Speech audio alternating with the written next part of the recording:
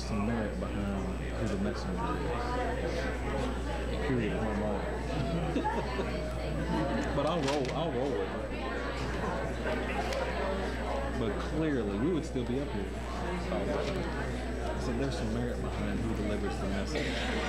Then up there, should have had a fit. We'd still be up there. Right. Even Katie said, she said, John, but it's for the kids. And then I still said you could have done all this without me. Like you and I could have sat in the room and said, you all did that and then let me present it. Right. Right. This would have been done. I'm just going to go ahead and sit down. But good step forward. I think she even noticed it. 1, 2, 3, 4. Okay. But she's not discreet. She's not even good at covering it up. My brother texts me, is like, she doesn't even know. You're welcome. She doesn't. Yeah. What? Has she always been like that when it comes to discipline? Yeah. I can't say it's an age thing. Right. But you know what? At least that's who she is. Because, you know, Rains is just You know right. what going It's in. authentic, right? Yes. Oh, it's a And you know mess. going in. Yeah.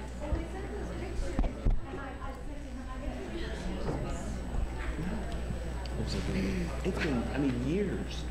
Okay, welcome back. The Board of Education met in executive session to discuss collective bargaining negotiations pursuant to KRS 61.8101E of the Open Meetings Act, and no action was taken. So now we will go back to the rest of the agenda. We are on item 8A, and I believe we have a report on opening day preparations for the school year about to begin. Dr. Hargan, do you want to say anything? Or? Actually, we'll throw it right to Dr. Razor. Okay, take it away. I don't want anybody to think that we take the first day of school and the first days of school lightly. There's nothing that's more crucial, vital, essential, acute, pressing, pivotal, or acute. Some might even say critical. Than the first day of school. But I don't want to make light of this. This is something we take very seriously, but at the same time, this is something that we've put massive amounts of preparation into and has become a process that we evaluate each year that has become a cycle of continuous improvement with our first day task force, which meets literally year-round as soon as school gets up and running, preparing for the next year, learning from the lessons of the year before. Lots of proactive communication. We have an entire section of the website dedicated to back to school, featuring our bus finder, supply lists, how to enroll your child, all those things. And then for proactive enrollment, again, we go out into the communities with our mobile appmobile, making sure that we can get every child enrolled. Just in the last week, we've enrolled over 854 students, and as well as, I believe, 250 kindergartners. So we are still enrolling up until the final days, routing up until the final days for those students. When the first day of school hits, we do have a simple uniform process. We tag, we practice with the kids, we practice with our schools prior to that, where everybody knows the process. We have the same process going on regardless of what school you're at. And then it is just executing the plan.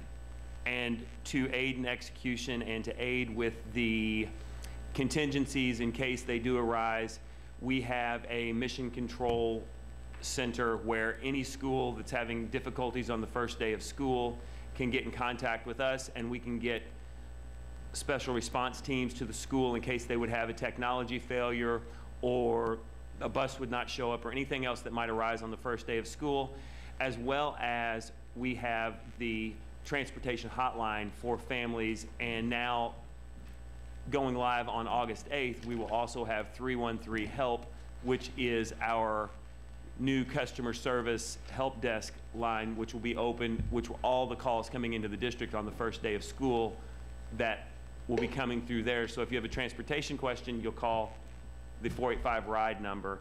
Anything else regarding to the first days of school, you'll call 313-HELP.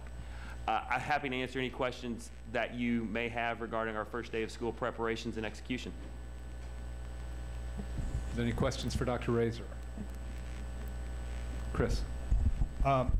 Two questions, actually. The 313-HELP is, we had talked about in the strategic plan to have a 311 type system. Is this what we're is this the first iteration of that? It is, and it is the first iteration of it. It is, we've taken a startup model where we've created what we consider to be a minimally viable product that does what we need it to do, where we can funnel all the calls into one place and know what kind of calls we're getting and ensure that follow-up is happening with those calls. And our one first important value is we're not just going to pass you off with that. We're going to make sure that you're with the person when we get off the phone with you that can get you the answer, or we've gotten you the answer.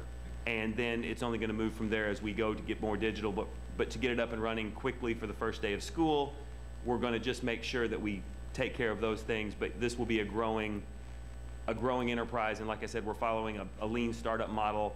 As it grows and as we see what we need, then we'll build up around it. Okay. Second question is, there's a new wrinkle in this year's first day of school, and the fact that we have a brand new school. So I'm curious to know if there are any extra supports to deal with anybody going to Norton Commons for the first time or anything surrounding that, because that is an unknown. That's not something we have had to deal with for, I don't know, let's see, Farmer celebrates 10 years today. I guess Ramsey's, what, 9? Or so something like that. Well, we did get some practice last year with Alex Kennedy. That's true. Opening a new school. And what we did, Alex Kennedy is a little different because we had been bringing buses in and out of there the previous school year. But transportation officials and myself, as well as our safety officials, went to Norton Commons, I believe it was last Thursday, and literally walked the car rider line as if we were cars, looking at what the logistics of that would look like in true practice now, because we had designed these when we had blueprints. Looked at the bus run lines, making sure that we could get buses in and out and those type of things. Also, since it is in a neighborhood setting, like many of our schools, there is a walk zone, so we had crosswalks identified and painted in, as well as one of the things we identified was on Kings Crown Drive, the road that Norton Commons Elementary is on, that there needed to be some stop signs near the school. So we got in touch with Metro, and they should be installing the stop signs in time for school to start. Anybody else? Steph? I was slated for the 5 a.m., the first meeting, Donna and I are going to be there, and we're going to be at Norton Commons at 5 a.m. What happens at 5 a.m.? I haven't ever really been up at 5 a.m., so I'm really excited for this. Nothing good happens after midnight, and I hope we don't find that out tonight. But I think by 5 a.m. all the foolishness has went away. That is when the morning shows tend to start.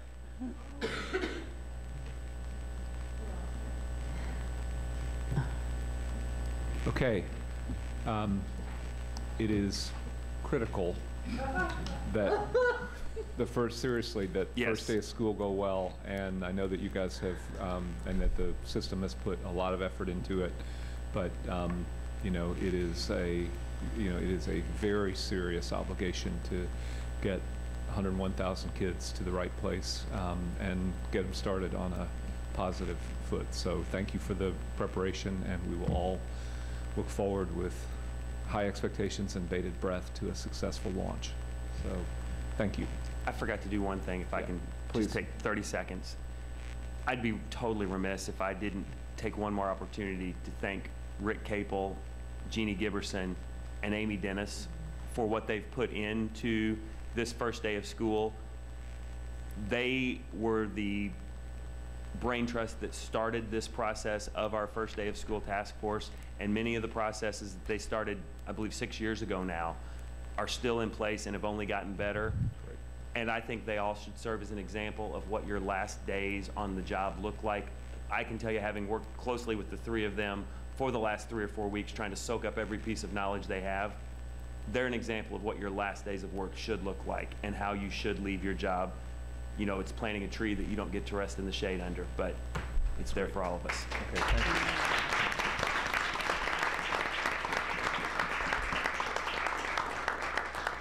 Well said. Is there a motion to accept this report? Mr. Brady moves, Steph seconds. All in favor? Unanimously adopted.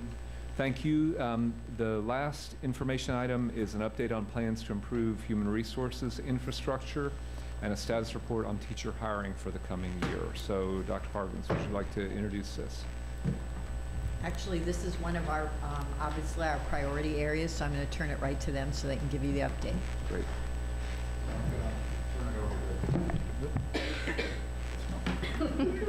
Hit me in the eye. Turn it over to Tiffany to get us started, and we will move briskly. So we have one primary focus right now, and that is a teacher in every classroom in every school on the first day of school. So overall, we came to you last time to talk about what our restructure was going to look like and functions, and we're moving forward with all of those things, and there's a little bit of an overview. But our main focus right now is recruiting and staffing. Teachers, bus drivers, all those people we need to make sure the first day of school is successful. As far as the HR purpose statements and the work that we've been doing, we're divided into key areas. So we are reorganizing our staff to focus on recruiting and staffing, development for all levels of our employees, and then the Welcome Center and the Process Center, so that those functions are all separated out so that we are as efficient and effective as possible. We also have our benefits and our leave center. You saw this chart last time. You definitely can't see it well there. It hasn't changed as far as the functions go. We really are just trying to have a team concept and look at what are the major areas that we need to focus on, and how do all of our customers, our current employees, our applicants, everybody in the schools that we support, how do they get what they need from us, and is it very well defined? We have met as a whole department, so a big change for human resources is making sure that everyone is on the same page and that we're communicating, so building a team. We've spent 4 sessions together working on what are our major roles, who are our audiences, what are our checklists and our major functions, and then making sure that as we begin to define that better, we're communicating that again to our customers, to our schools, to our principals, to our teachers, and to our applicants. We really want a collaborative, team-oriented department where we're serving everyone and everyone feels valued and important. We still have some challenges. Space is an issue. So to be as effective as possible and as efficient as possible, you want everybody. I'd love to knock down some walls here on the first floor and have us all in a great big space, but Dr. Figuratively and literally. Yeah, both. Yeah, figuratively and literally, that's right. And so we're still working on that. Another big piece is our feedback loops. We want to make sure that we are getting feedback from our customers, from our principals, our teachers, our applicants about how we're doing. One of the things that Mr. Hudson has talked about doing, and with our new phone system that we're very excited about, is eventually when, like you call many businesses, they'll be ask you if you want to take a survey at the end, just to talk about your customer service experience, but also working with our principals and SBAT's principal communication to make sure that we're getting that feedback so we know where we need to improve and where we're not meeting the needs of everyone. So, We all do it together. so just to give you an update of where we are with recruitment and staffing, again, our laser-like focus is on getting a teacher in every classroom in every school for the first day. So just to update you and remind you of the challenges that we face, so that task is pretty monumental. We continue to face the challenge with the decrease in number of graduates from teacher preparation programs. We saw that consistently while on the road this year. That trend will continue. Unfortunately, we also had the release of ACT data. They poll their high school students to find out what they want to do, what their career aspirations are. And high school students are saying more and more, again this year, fewer want to be teachers. And so we want to work on changing that thought process. And we have some things in place that we can do to help that. Other challenges, perception of the teacher overstaff list. That's something that we're also working with and collaborating on changing. But overwhelmingly, there's a negative perception about teachers on the overstaff list, when in fact these are largely new teachers, new talented teachers that our principals had just selected and are unable to keep due to cuts in funding, program changes, certification mismatches, and so that continues to be a challenge that we're working through. And then additionally, the length of the transfer window. As the teacher contract currently stands, that transfer window goes from April 25th through July 31st. That's the time period the teachers can interview for transfers for the upcoming school year. As soon as one transfer happens, there's a domino effect. And so it's hard to figure out where those vacancies are going to be during that window. And so that leaves us a very, very small window to actually identify true vacancies. If the transfer window closes on July 31st and school starts for teachers on the 8th, that's 7 days, and then 9 days before students come to school. And so we have that as a challenge, and we continue to face that challenge, but hopefully that's something that will change with perhaps a change in the contract. So how do we meet those challenges? Yes? Can I ask a question about that? Yes. I still don't understand why you have to wait till the end of the transfer window to hire. Set me straight on that. Sure, absolutely. I'd be glad to. So just to illustrate the point of what happens in a transfer, teachers put in those requests early in the spring, and those play out during the summer. So let's just say a principal, high school principal, knows he's going to have a math opening because a teacher retired, math teacher retired. Checks out his transfer list. He has some transfers that he's going to interview and finds someone on that list, selects them, recommends them. That teacher came from another school. No, I understand all that part. Okay. But why don't we have 400 teachers already hired and ready to be deployed on July 31st or whatever the date is? If I can insist, Yeah. because I've been trying to figure out the same thing. Yeah. So I can share my learning with you.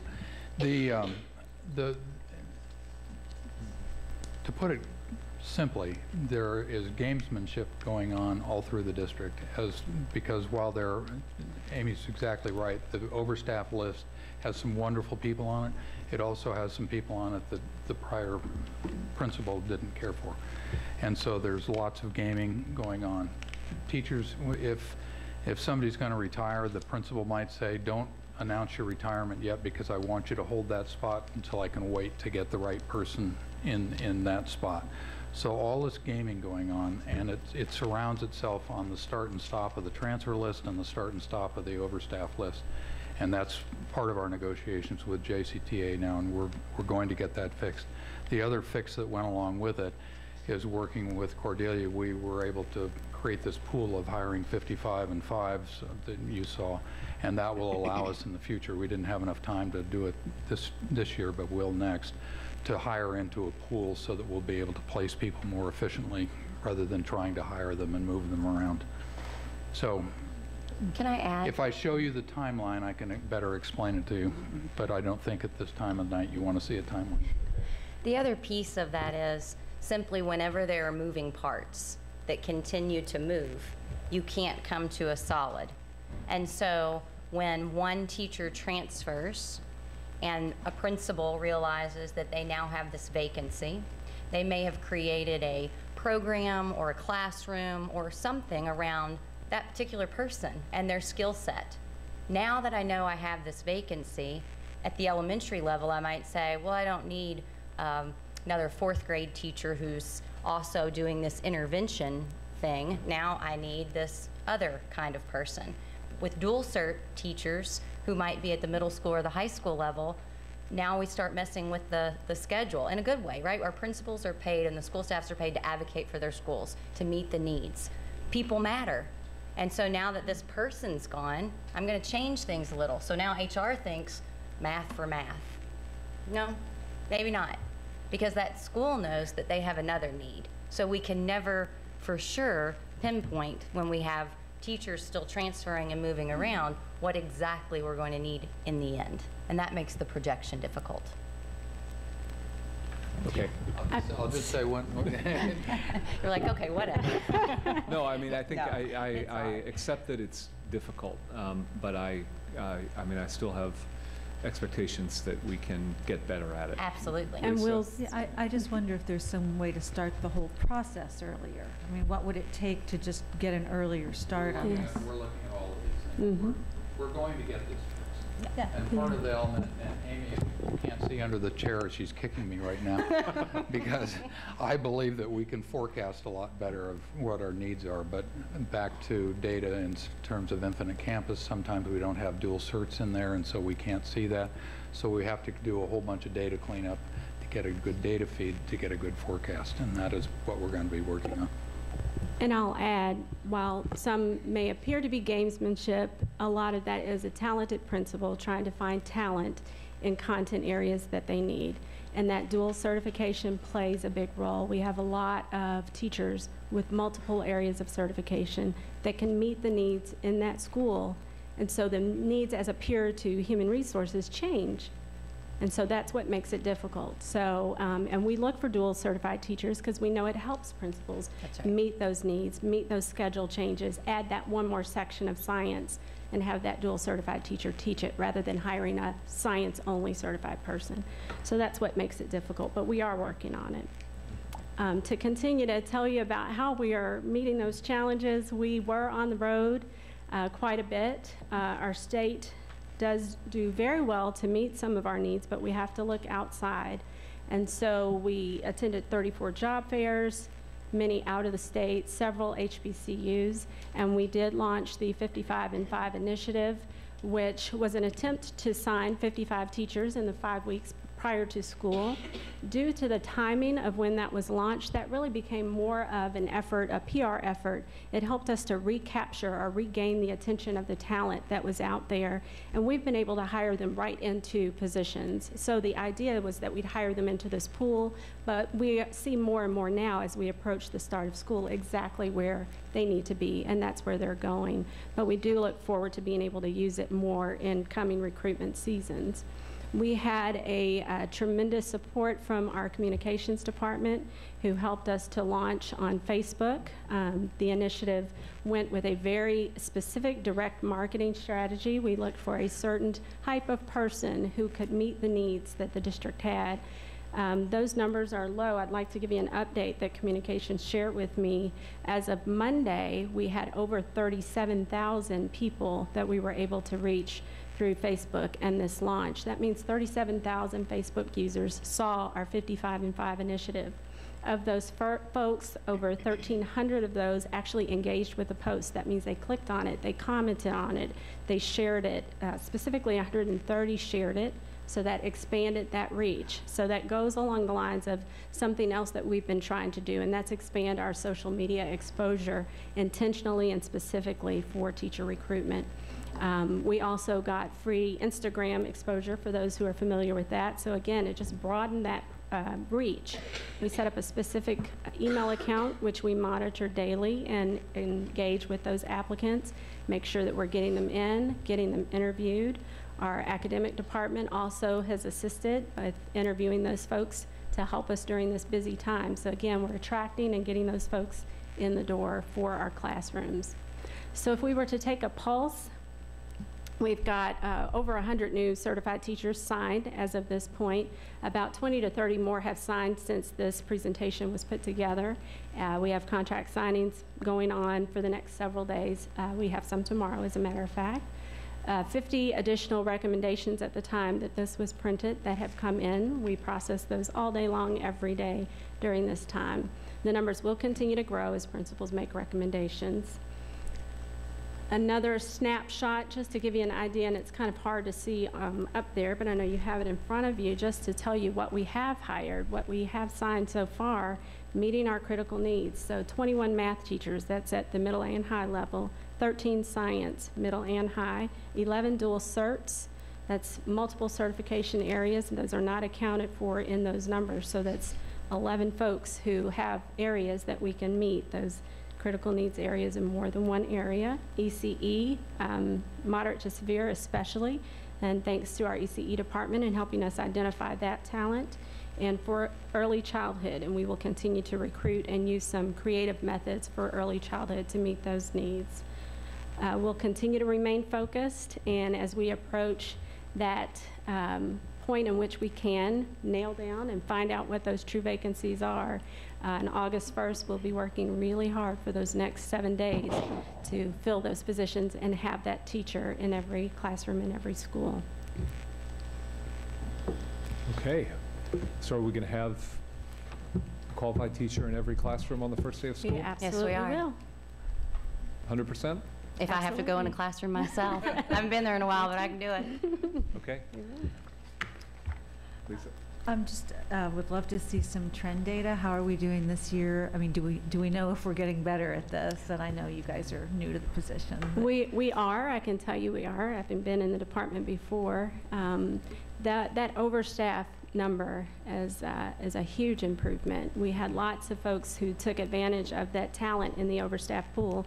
I failed to mention Dr. Munoz and his work with the priority schools helped us to communicate with those principals, and they took advantage of that very early on. And so that helped to reduce those numbers and help move the staffing along. So we've been able to attract some talent earlier on in the year for that. So I sort of had the sense that this is better than where we were this time last year. I would actually love to see that data just kind of routinely in these presentations, where we were, where we are now, so we can monitor. So That's Angie, great. maybe one of the things we can do is just put as a request a sort of post-mortem on this part of the launch of the year. At some point, we'll figure out how to schedule that. Okay, great. Is there a motion to accept this report? Lisa moves, Chuck seconds, all in favor?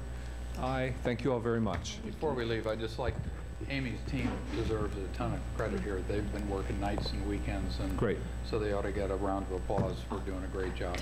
All right. Thank you all very much. So we're now to the consent calendar.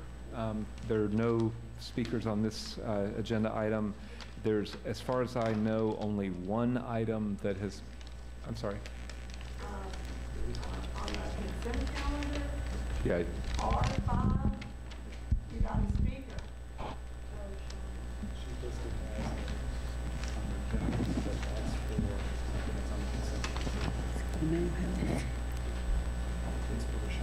okay, R5. So that would be, sorry, Ms. Schurer, I had you in the non-agenda topics. Please come up and address item R5, which is approval of agreements with Shawnee Christian Healthcare Center, Inc. Apologies for the confusion. You have 3 minutes, 1 bell after 2.5. Once again, I stand before you with questions about the church-sponsored health clinic at the Academy at Shawnee, a tax-supported public school, especially in light of this same contract being in place again. The major troubling points for me in light of my devotion to the separation of church and state. The clinic is supported by Southeast Christian Church, a church with a particular understanding of Christianity which differs in many ways from other Christian churches, as well as from Jewish, Muslim, Buddhist, non-theists, and others. And yet they include in their statement of faith, which employees must sign, the idea that preventive care includes prayer and scripture for each person. Their faith considers abortion to be a sin. The many churches involved in the Kentucky Religious Coalition for Reproductive Choice do not agree. They support women to make the best choice for them and their family. Some girls have been the victims of rape, sometimes incest, sometimes their very life is at stake, sometimes the fetus has no chance of survival at birth or has died in utero. People have commented that they don't support women using abortion as birth control. Abortion is so much more expensive than birth control, ranging from $1,000 to $2,000 to $3,000, that such statements are without merit. What does this have to do with the students at Shawnee? I was told that a permission slip was sent home with students for their parents to approve or not their use of the clinic. I read the consent form. Using multi-syllable words about concepts and rules with no one to explain or answer questions does not seem to me to be the way to communicate with parents what their children will be subjected to when they utilize the clinic, especially those parents who don't speak English. I was also told that girls who needed assistance with reproductive health choice would be referred to the U of L mental health clinic across the hall from the church clinic. However, there are no policies or procedures for doing so at the church clinic, and the workers at the U of L clinic had never heard of such an arrangement. I expect to hear from Dr. Hargens about before school starts to share with me the documentation that will address those issues. Thank you. Thank you for having the patience to wait to speak to us tonight. And as is our practice, Dr. Hargens will respond in due course.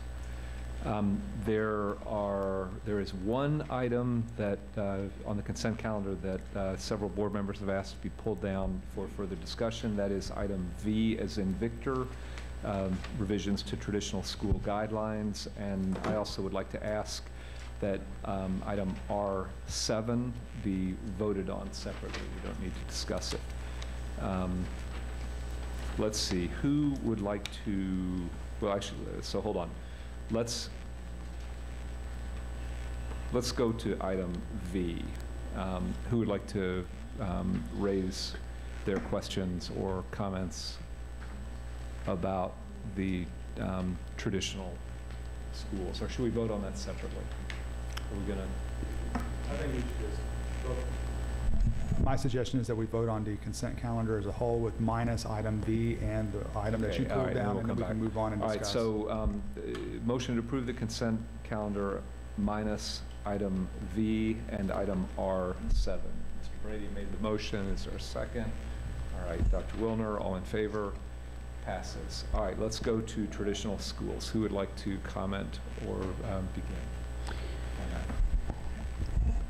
Well, the only thing that I would want to say, I think Dr. Hargens clarified the fact that the committee that's going to examine the issue of exiting kids from traditional schools will be meeting later on, and that we will not be practicing this particular practice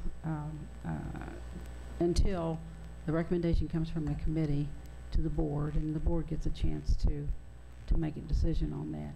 But that is, I think that's my understanding of the way it is, and I'm satisfied with that. So as far as the other guidelines are concerned, I think everything was clear, and we made an improvement in the issue of changing addresses. So I'm okay with that. Okay, does anybody else? Dr. Hargens, the only thing I want to clarify on that, there's currently a board policy in place. So currently we will follow the board policy until something is brought forward to the board that is a change in board policy relative to exiting students. Well, and it's scheduled to be brought to the board September 27th, and of course exiting happens at the end of the school year, so that'll be well in place before the end of the school year. All right. Does anybody else have any comment on exiting before we go to other issues? Okay, so I will just say I concur with Ms. Duncan's concern on this, and also with her satisfaction that this issue will be addressed with the rest of the magnet school issues. Okay, a couple people had other concerns. Chris? My concern has to deal with the attachment that is related to this item on page 5. There's a section in there that talks about discipline. This is the same concern I had as before. Ms. Branham, you're aware of this same concern, yes. Where there is the sentence that says, discipline policies and procedures of the traditional program are based upon the student code of conduct as adopted by the Board of Education. My concern is are based upon rather than, that sounds like, and this is an issue that we've had brought up to us in the past where traditional programs might use the code of conduct but then add on to the code of conduct, kind of piling on that, and there's been a concern expressed at least by me and I think others on the board saying that that seems to be in a way a little bit of double jeopardy to a certain degree. The communication we've had back and forth, it was basically that based upon would really mean aligned with. And so my suggestion is either we can perhaps maybe modify, and I know that I'll need to make a motion for this, but to modify that particular language just to say instead of based upon, either be aligned with or same as the student code of conduct. And I'm going to defer to your judgment on that as to what would work best there. So on June 24th, we shared with Dr. Harkins one possible proposal would be to alter that language to, instead of based upon, it would be the same as, or the same as, and not to exceed or fall below. We can go with either I recommendation. like same as, not to exceed. Okay. So I would like to make a motion then on this, and we can vote on this whenever the chair feels it appropriate, Yeah. that my motion would be to change the wording regarding the discipline instead of based upon to same as, not to exceed. Okay. Why don't you hold that thought to Sure. see if there are other particular amendments, and then we'll come back. Steph, did you have a? Yeah. Same issue. The language is correlated. I think it's Okay. not called the code of conduct. It's called something different now. That's true. Student Yeah. success. So Yeah. it should just reflect, it just should be updated, and there is confusion, I think, that this has created over the years. Okay, great. And so will Chris's motion address that same concern? Great. Okay. Yes. And Ms. Horn, I will share this, that if a school, any school, not just traditional schools, wanted to deviate from the code of conduct, there is a waiver process in place. A school would have to submit a waiver to the board. The board would have to consider that waiver and approve it. To our knowledge, there are no such waivers that have been submitted by any school, traditional or other. So. Okay. I think that's the end of comments on this issue. Chris, would you like to make your motion? Yes, once again, I'd like to make the motion that in regards to the section regarding discipline on page 5, that instead of using the words based upon, the words same as, not to exceed will be inserted there, plus that the title where it says Student Code of Conduct is actually aligned with what we're now calling that document. Okay, great. And otherwise, that the policy be adopted as submitted. That's Right? correct. Okay, that's a motion. Is there a second? Okay, Linda seconds. All in favor? All opposed? Okay, thank you. And on item R7, Wait, we still need, we just voted on the. Okay, Sorry. we said all, it was On 6 to the 1. amendment, and now we have to vote. No, I for don't think so. The consent There's only calendar. one amendment. Is that, There was only one, so we adopted the whole thing as amended? Oh, So that's okay. done, yeah. All right. Okay, and then on R7, I will recuse myself or abstain in this vote. So is there a motion to approve R7? Mr. Brady moves. Is there a second? Okay, Lisa seconds. All in favor? All opposed? All abstaining? 601. Great. Thank you very much. That concludes the consent calendar. At this point, I would like to ask my colleagues indulgent to make one more flip in the agenda. We have 2 remaining speakers on non-agenda items, and it has gotten awful late, and I'd like to suggest that since the rest of the stuff on the agenda is board organization stuff, we invite them to go ahead and speak now before it gets any later. Is that okay with everybody? Great. So let's move to persons requesting to address the board on non-agenda items. Our first speaker is Christian Jones. Christian Jones, thank you for being with us this evening. Apologize for keeping you and your colleagues here so late. And we welcome you to speak when you are ready. 3 minutes, 1 bell after 2 and a half.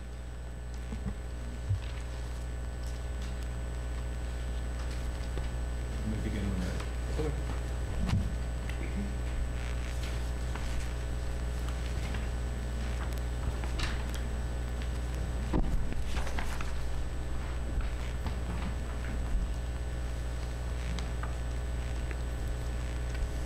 Okay, so my name is Christian Jones, and I'll be a junior at the Brown School, and it's a pleasure to be able to. Right into the mic, they can't hear you. Okay. It's a pleasure to be able to speak with you tonight, and I'm here representing Elson, Louisville Sex Education Now, to kindly ask you to put their guidelines on the agenda for a vote. I'm representing Elson because I believe that comprehensive sex education is extremely important. So that's why I find myself here tonight instead of enjoying my last few weeks of summer. Did you know that half of Kentucky's high school students are sexually active, or that almost half didn't use condoms on their last sexual encounter? 1/5 of Kentucky's high school students have not been taught about HIV or AIDS in school. I'm being let down because our current guidelines do not empower my teachers to teach the national standards. Some teachers do not address the topic at all because they're under the impression that they're not supported by JCPS leadership. The current guidelines do not empower principals or SBDMs to incorporate consent, rape culture, or LGBT health in their curriculum. Comprehensive sex education would make me and my peers feel more safe and will help prepare us to make healthier choices. You, the honorable members of the school board, have the power to make sure students are equipped with accurate information about sex before they graduate high school. You can empower educators by telling them through the guidelines that they can teach sex education. These guidelines will help SBDMs feel secure that they are supported by the leaders in JCPS when they choose the curriculum that best fits their academic priorities. As the district's own Vision 2020 says, one of our fundamental objectives is to eliminate the gaps in educational outcomes for students. My experience as a JCPS student has taught me that beyond the educational outcomes, comprehensive sex education also prepares us to become the effective leaders and peer coaches mentioned in the plan. Comprehensive sexuality education provides students with information on an extensive variety of topics. These topics aren't only about sex, they also include healthy relationships, sexuality and gender expression, consent, STD, and pregnancy prevention and healthcare. A great thing about comprehensive sex ed is that it is inclusive to the LGBT community. Through comprehensive sex education, our schools could live up to the recently passed trans-inclusive policy because it would support educators in their efforts to not only address the issues that lead to bullying, but will also help reduce the homophobia and the transphobia that is allowed to grow in environments that ignore the root cause of the problem, fear of the unknown and silence. As the Vision's 2020 core value states, all students receive an education that gives them what they need to thrive through differentiated supports focused on removing social factors as a predictor of success. I strongly believe that this is what comprehensive sex ed offers. Again, I want to stress how important comprehensive sex education guidelines are in achieving this goal. Thank you for your time, and please consider our guidelines for the next agenda. Thank you very much, and we appreciate you being with us tonight.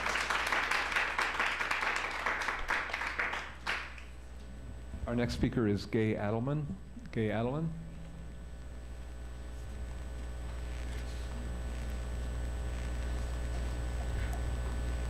Ms. Adelman, thank you for being with us tonight.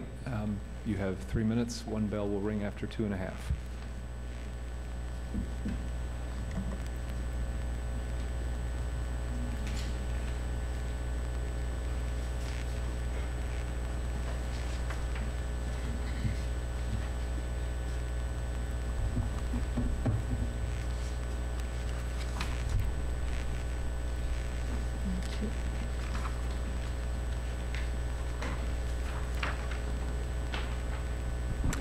Good evening.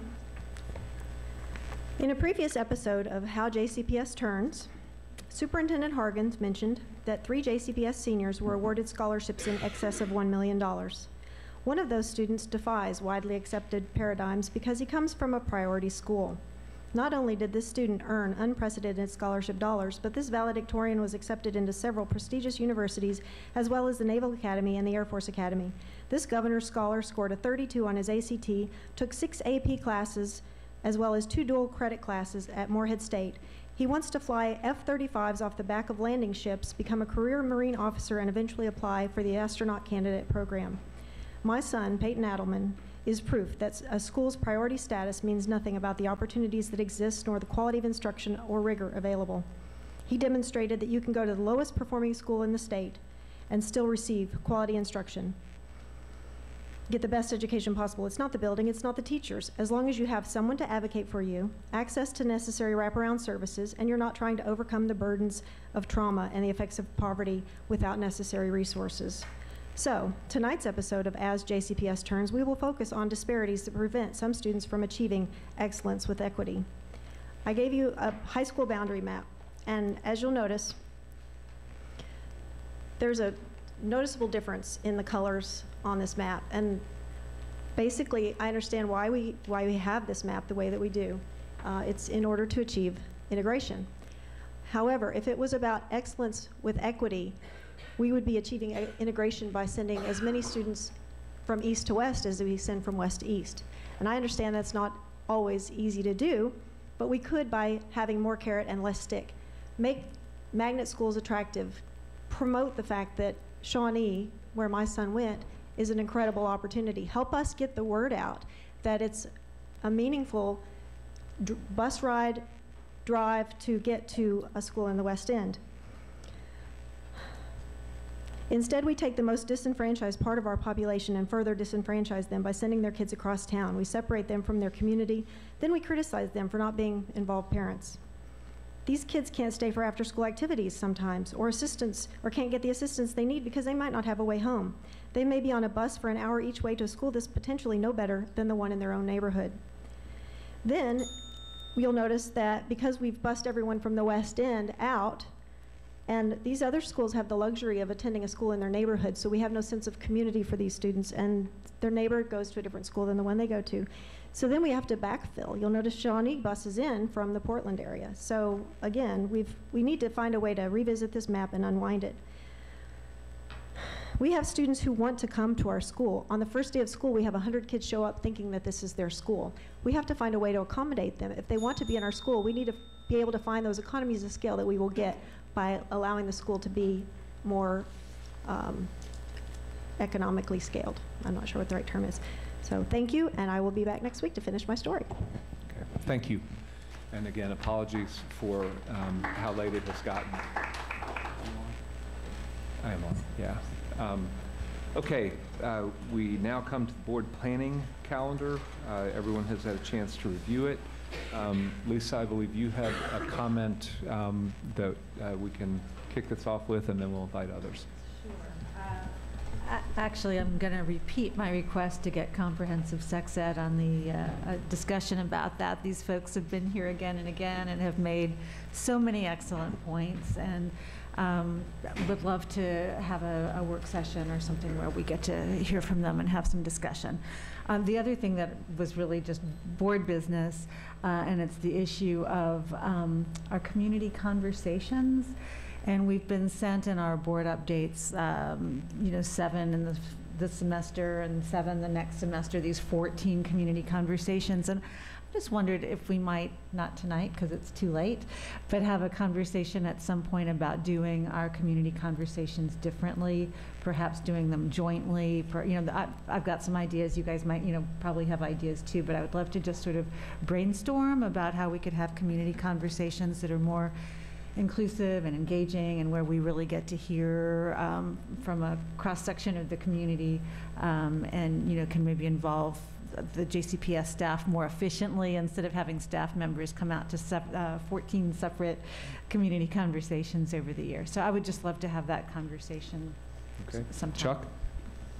I will extend an invite to every one of my board peers to the Southwest Community Festival. I'm having my community conversation there that entails having a booth for about 8 hours. So I would love to have your company. So that's October 8th.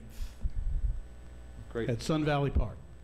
Okay, I mean, follow up and, yeah, make a suggestion. If you're open, then I'll schedule you. Yeah, I mean, I don't know whether anybody's open or not, but it's an intriguing idea. Chris?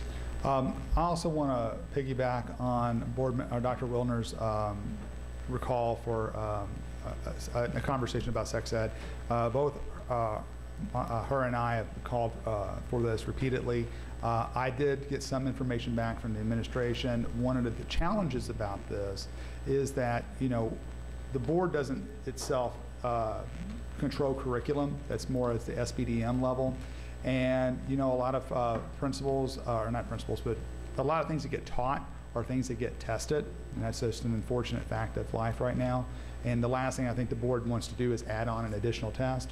But that being said, there's got to be we got to find some way to being able to get after this type of this particular subject, because it's something that multiple board members have had concerns about. We've heard very elegant conversation surrounding this issue, but it's something we really, really need to discuss. Yeah, I'm just going to jump on board that train too. This has gone on. I mean, it goes back a little bit to the code of conduct debate. If you're going to deal with the real issues in the society, you got to get started somewhere. And there's no question that figuring out how to grow into adulthood in today's culture of change, of porn as the new sex ed, all of these issues that are national or global issues are something that our kids need some kind of help with, and it's tough, but we gotta get after it. And if it's a SPDM problem that's insurmountable, we gotta explain that to the community and put the responsibility there. Otherwise, but yeah, let's figure out how to get that on the agenda. Well, and in relation to that, you know, everything that is taught is based on standards. We have standards, and our health standards, that's where it has to start. We've got to go to the Kentucky State Board of Education and begin this conversation there. That they're the ones that help approve the standards that everybody then follows or can teach. Okay, I mean, I think we're only responsible for JCPS, and there's I think a generalized call to let's figure this issue out. What other matters do people want? Steph? Heard about the facility committee. I know the board has a representative that we need to appoint, and other committee members have received their invitation. So I know this board member is interested in serving on that facility committee, so I, would like to know if my peers would like to support me to do that or not, so that I can join the other peers on the committee if I'm going to be on the committee. So I will confess I have lost track of where that stands. Let's take that as a to-do to get back to you and to the full board on that. Mike, can you comment? What is the purpose of the committee? It's my intention typically the way it works, it's my intention in August to bring forward to the board the 3 nominees for community representation who will bring with them a letter of interest in being on the committee. And usually, historically, when I have brought forth or someone else has brought forth those committee members, the board also elects their representative on that date. And I have every intention of, if not August 9th, doing that then on the 16th, I believe it would be, of August. Okay. So can you and Dr. Hargens ensure that that the board remembers to query to see whether anybody else is interested, and that we get all that to happen in August? Sure. Okay, Steph, thanks for bringing that up. Diane? The committee hasn't met, though, yet. It's no, just, I know. We've started reaching out to the other members. Yeah. Could you, Dr. Razor, give us some information as the total board? It doesn't have to be in a work session. It could very easily be in a Friday update as to what the planning committee looks like, what it has looked like. And I remain concerned that we always have some diversity in what we do, that we're reflective of the community that we serve.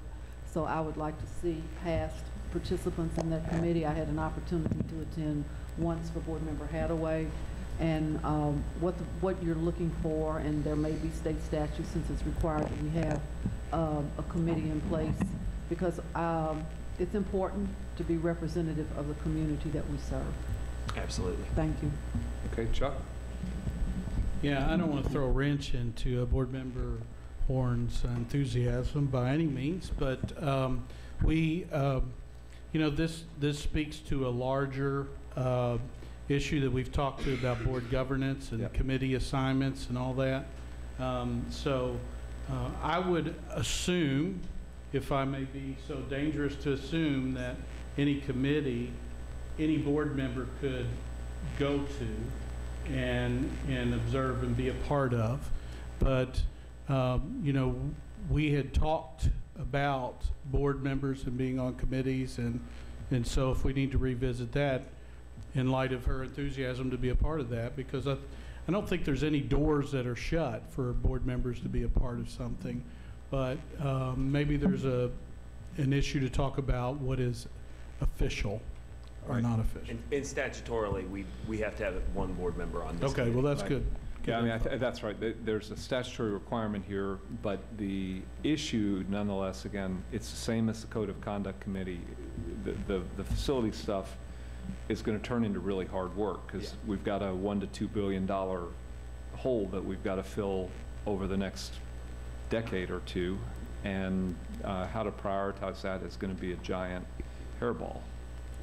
And we got to make sure we have the expertise in the community to really get after it and, you know, do the work. So, all right, Linda. On the calendar, I'd like to see us have that quarterly report that we're talking about, the quarterly dashboard of all of the things that we're wanting to track, the behavior things and the other things related to that. And I had another question about the dashboard, Dr. Hargens. Do our alternative schools, would we need a separate dashboard for them? Because they don't really fit the mold of the our regular school program in terms of, I mean, their population changes all the time. Some of them have many more at-risk kids, and you know, would they be included in this dashboard, or could we do one separately for them? I think it would be, I mean, it would be included. And actually, Dr. Dawson and her team have worked on a dashboard, and we're almost ready to get that to you to get feedback to make sure it's what you need. So we're very close to that. Go ahead, And there's a filter that allows you to look at the data by school type. So that would be an option. Okay, very good. Okay.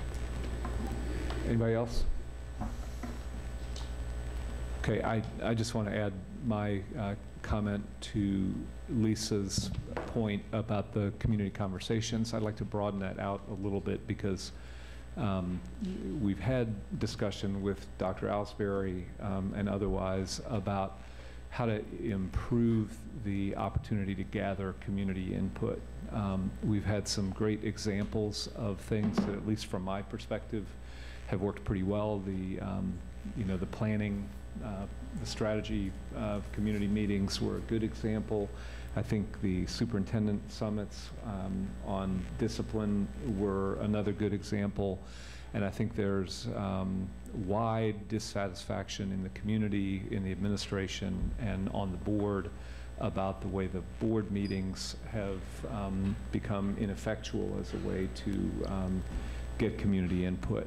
It's just not the way people live anymore to have to physically show up in person, for 3 minutes. So my hope is that in the conversation at the board, Dr. Hargens, maybe you can come prepared with some alternatives for ways to create better community input opportunities where the board will have the opportunity to hear, not at the end of the night when everybody on all sides is exhausted, but in a more, thoughtful way. That's an opportunity for improvement. So, all right, I think we've beaten all those horses to death.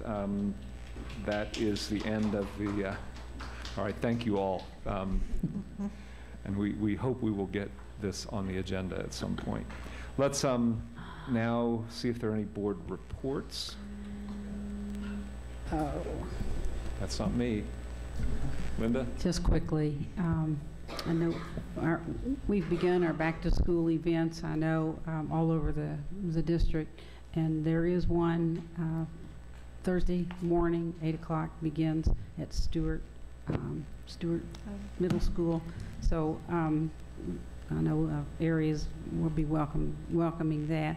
And then I just also want to recognize the passing of one outstanding principal, Betsy Pickup at Medora Elementary. And I can't talk about it a whole lot because Betsy was a very good friend. And but it's just, I want us to appreciate the work and the job that she did there and the family that she built at that school. Linda, thank you. Thank you. Thank you.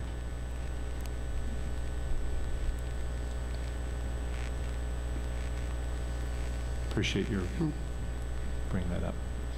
We'll come back to you if you have other things to comment I'm about. fine. No, that's it. Thank you. Thank you. Others? Diane? Just a couple of things I wanted to say and ask Dr. Harkins to comment on something. I had an opportunity, as I said earlier, to be at a function for the Fund for the Arts, and they handed out this token of their appreciation that says Jefferson County Public Schools, one of the top supporting companies for the arts. Thank you for building a stronger, more vibrant community through the arts. So I was just going to give it to Dr. Harkins upstairs, but she suggested that I bring it down and share it with the board, so that's what I'm doing at this time. And also I wanted to take a minute to thank the mobile application bus process, because it is working in various districts, and I've had an opportunity to be to see the bus in operation at Foster, at Bick, and at Hotel Louisville, and it works, and we may not have lines of people, but we do have people coming to sign up their children for the bus, and I think it's great. When I was at Bick this week, unfortunately, the bus broke down, so I rode around looking for the bus, and there was no bus. So I texted the principal, and I said, so did I miss the bus, or did I mess up my calendar again? She said, there is no bus, but there are people. The people actually came inside the school. They kept the school open so that folks could come. So anything that we can do to reach out to our community to make registration more, that's right, make it easier for folks to be there, I think I'm very pleased that that is working. And I went to each location and thanked the folks that were working, because it's not about it's their job, it's about the fact that they're in the community to welcome folks to Jefferson County Public Schools. So I just wanted to say thank you. It may be your job, but I thank you for doing your job well.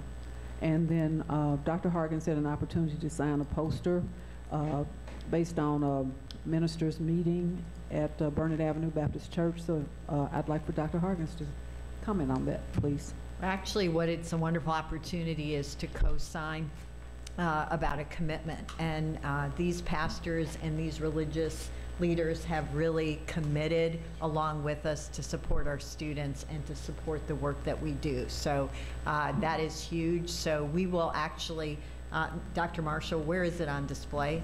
It's going to be right up here. It's going to be right. Getting framed. It's getting framed, so it's going to be right here. So we'll make sure that we point it out. And I could also add that remember we talked about the concept of Males of Color Academy, and Dr. Marshall has been working on that, and we'll be bringing that back to the board in the next 6 weeks. And we'd like to get approval so that we could promote it for the showcase for the 17-18 school year. Wow. So more to come with a Males of Color Academy, Du Bois Academy is what Dr. Marshall refers to it as. Lisa. So I did submit a report in writing, but I see it hasn't been posted yet. So Angie, maybe you'll get that posted. So I've just been doing them in writing. I hope people read them. I did want to just comment on the Courier Journal Forum, A Way Forward. Something like 400 people in the room at Bellarmine. It was on the heroin and opioid epidemic here in Louisville. And it was very well done. I think the vast majority of the people in the room had a direct personal connection with the crisis, with the issue. Ms. Porter was there as well. Hannah Gadd's film was shown, the recent male grad. Very powerful, very moving, and I just think if this epidemic is in the community, then it's in JCPS as well. And so I just, we need to be part of the way forward and thinking through solutions, and I don't know what that looks like. But, one of the things we heard from Laura Unger, the health reporter, she was talking about a visit to a university hospital, and 50% of the infants in the NICU were heroin addicted. And so, these are our future students. And so it was very eye-opening, very moving, very powerful. And so, thanks to the Courier Journal for setting this in motion, and thanks to Bellarmine and all the other groups that sponsored. But I just think it is something that we as a board, as a district, need to be aware of the force of this in our community. What did you say? Diane. Just quickly to comment with Lisa's, the mayor was there to recognize our students.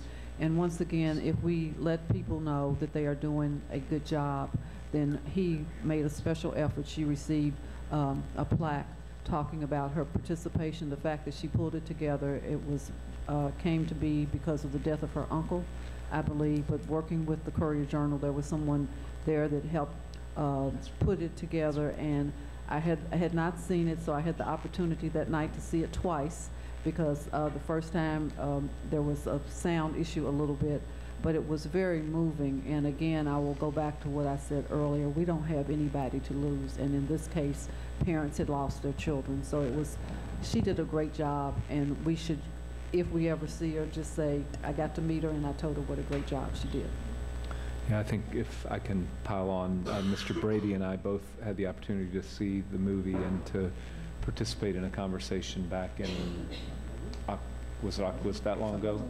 Yeah, it was last academic year out at a church out Bardstown Road somewhere in Fern Creek. Yeah, it was very powerful, and I just agree with everything he said. Anything that JCPS could do, I think, in the coming year to get distribution of the film to student and family and JCPS family audiences would probably be a good thing. So, all right. Thank you for those board reports. Frank? I believe we need a vote on the planning calendar. Okay, then. Is there a motion to accept the planning calendar? Chris moves it. Steph seconds it. All in favor? Great. Thank you very much. Is there anything else that we have forgotten to do? Okay. Is there a motion to adjourn? Steph moves. Diane seconds. All in favor? Lots of motions from the audience. Great. Thank you all, and let's have a great start to the school year. Thanks, everybody, for all the work they've done to get ready.